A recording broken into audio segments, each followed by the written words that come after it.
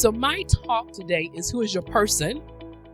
The power of connection in the workplace.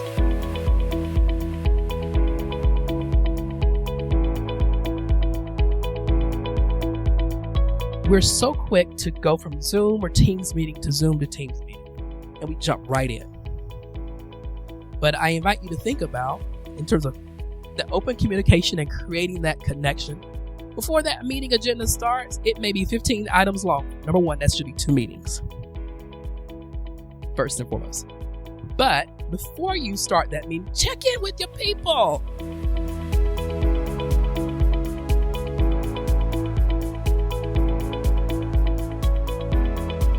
And so again, when we talk about fostering communication, fostering connection, it's important that we open that communication along all those 3 areas. And when we're doing that, we're continuing to encourage that teamwork, we're bringing people together, and we are building healthy relationships so we can be like the people on this slide.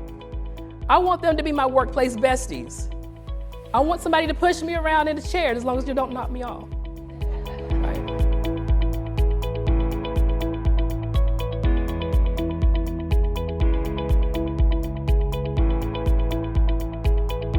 We all have besties. We all have our circles, but I want to introduce 3 bestie groups that I think you may all identify with. How many Sesame Street fans do we have? All right, Bert had Ernie, right? We have any Lion King fans? Absolutely. Timon had Pumbaa, right? And where are my original Grey's Anatomy fans? Christina had Meredith, right? And so, have you ever found yourself struggling to identify your person? And so, as we continue through this journey this morning, I invite you to ask yourself again, who is your person?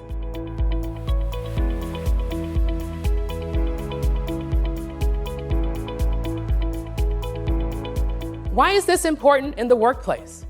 Earlier this year, the Surgeon General released a report that said, coming out of this pandemic, we now have an epidemic of loneliness and isolation. And he specifically talked about how it impacted us in the workplace. What is social connection? It's those relationships, those interactions that we have with people, whether they're our family members, our friends, or our coworkers, but those folks that help us develop that sense of belonging and connection. And so again, I ask you, who is your person?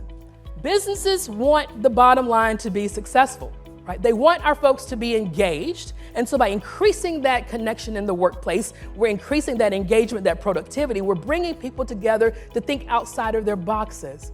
And while we're doing that, we're building that sense of community that will only lift up the goals of the organization.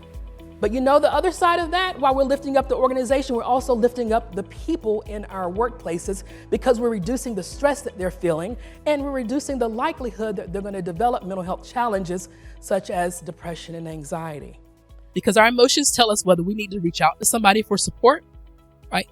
We need to lean into those connections that we have, and it lets our other connections know when they need to lean into us.